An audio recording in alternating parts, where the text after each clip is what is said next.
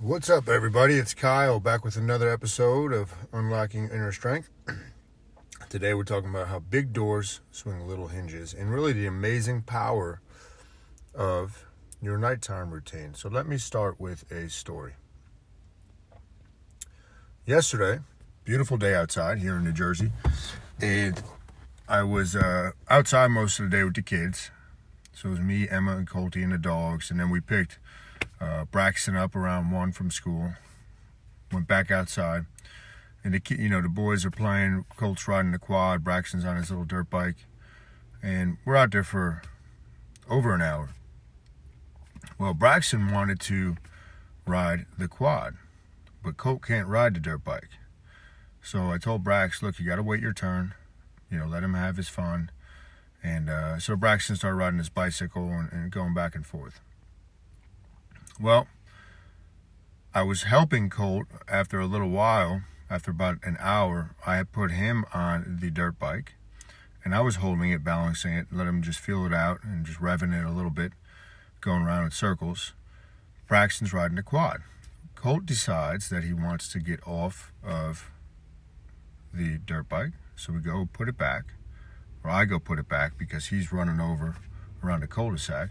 Turn my back for a split second.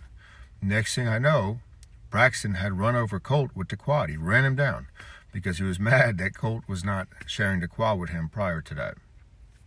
So it's a 24 volt quad. So it's not a big heavy metal piece. It's mainly plastic, the quad. But Colt was pinned under it. I mean, his head and and he's screaming, crying. So obviously Braxton got in trouble. And Colt wasn't really hurt. He was more shaken up. He was hurt because that's scary when you get run down from behind like that. But I took my eye off them for 1 second, turned my back. Shouldn't have done that. Meanwhile, Emma's over there in her jumper. But what does that have to do with the nighttime routine? I talk about the morning routine a lot. The nighttime routine, if you take your focus off of it for one night, and you decide it's not an important thing to do, nothing good is going to come of that. I've done it before. It's a little thing that has huge impacts. A little thing that has huge impacts. So the first thing I wrote down for the nighttime routine, and I'm going to keep this real simple for you guys, is I recommend you write down your wins. Write down 3 wins for the day. You have to remember the brain is hardwired for the negative. It's Velcro for the negative. It's a survival mechanism. It serves us in a lot of ways. So if we don't do something to consciously put attention on our wins, it's going to go for the negative. So 3 wins, you write them down at night. And I don't want to hear from anybody that don't have time to do that. That'll take you literally 10 seconds. If that. Just write them down, 3 wins. So that's the first part of the nighttime routine. The key, though, as in all things, is to make this simple. Make it easy for you to do. Leave your journal out. Take it out as soon as you get home. Put it right where you're going to have dinner, whatever. Somewhere where you don't have to go get up and get it because we're lazy as human beings. So leave it out where it's easily accessible and you can jot down those wins. So that's the first step. 2014. Was a year of many things. That was the year I began fasting. That was before we had Braxton. That was the year I ruptured my second patellar tendon. But within that year, it was also when I competed for the last time in bodybuilding,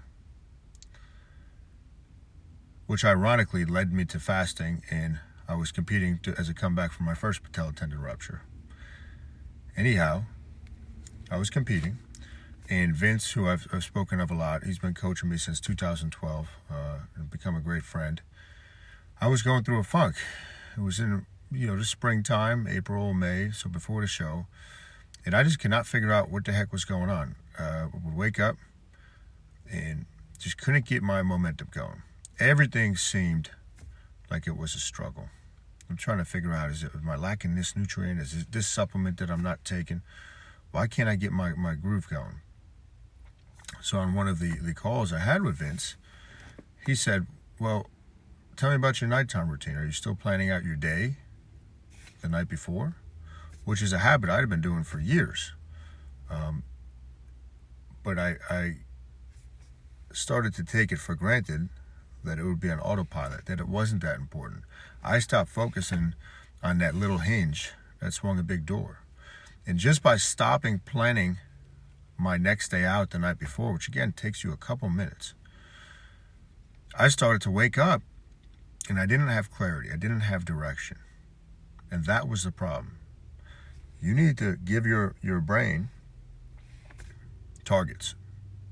It's a heat-seeking missile. Where are you going to put your focus? If you wake up and you have no focus, you don't know what you're supposed to be doing, which again ties into the morning routine as well. But if you don't know the tasks that you have to achieve that day, you're gonna be in that freeze mode because you lack clarity. Lack of clarity will put the brain into a stress response.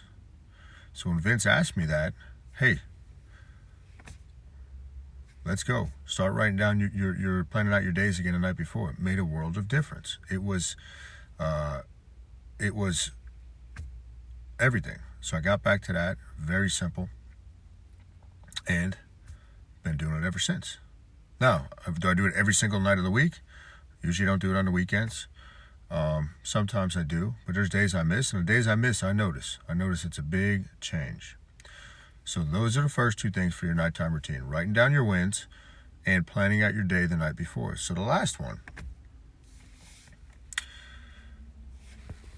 when I graduated college in 2003, funny enough, our commencement speaker, I remember he flew in on a helicopter to the football field at University of Delaware, was Joe Biden. I didn't know much about Joe Biden at that point. I didn't really follow any of the news or any of that stuff at that point. But he gave the commencement speech, sitting out there with my friends, my family's out there.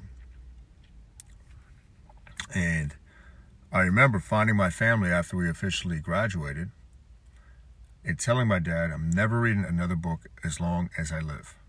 So I'm done reading. That's it. No more. That's it. And he kind of laughed. But I was serious. I was never going to read a book again the rest of my life. Because what I was reading up until that point, there was one novel, Friday Night Lights, that I read that I liked. But all the other stuff, reading the stuff in school and whatnot, it didn't vibe with me. It didn't really connect with me. And therefore, I didn't have a passion or interest in it. So, of course, I was going to say, hey, I'm done with this. Fast forward to 2007. I started reading Tony Robbins stuff. I was coming back to compete for a bodybuilding show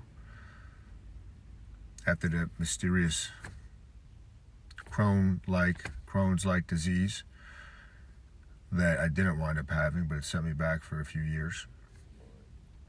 But I became a voracious reader. And one book led to the next book, led to the next book. And I've talked about my library a lot. I mean, I have probably in the car right now, probably about 8 books just in my car. But I have it's in that 600 to 700 range number of books. Needless to say, I love to read. Which brings me to the last point. You should read before bed. What you're going to bed with is the programming that you're putting into your brain. Are you watching trash?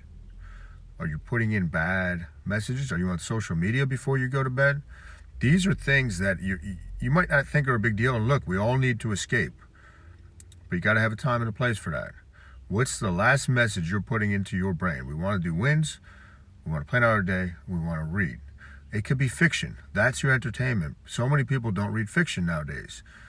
It works your brain like nothing else. Watching the TV doesn't work your brain. I love watching TV. But it shouldn't be something that's a go-to all the time. Okay, small doses. So reading before bed is super powerful. Pick a topic you like. Pick a novel. If you get a good novel, it's hard to put down. But be mindful of what you're putting up here and how you're working that thing. It's the most important thing we have is our brain, the power of our brain. So you're going to write down your wins, you're going to plan out your day, and you're going to read at least a page. At least a page, that's it, before bed. I know you can do those 3 things. I know the impact of them. Little hinges swing big doors. Got to remember that. This is the amazing power of your nighttime routine. If you like that, hit the thumbs up. If you want to share that with somebody, I'd greatly appreciate it. When this comes out on iTunes in a couple weeks, you can leave a review and subscribe on iTunes if you haven't done so yet. Have an awesome day, everybody.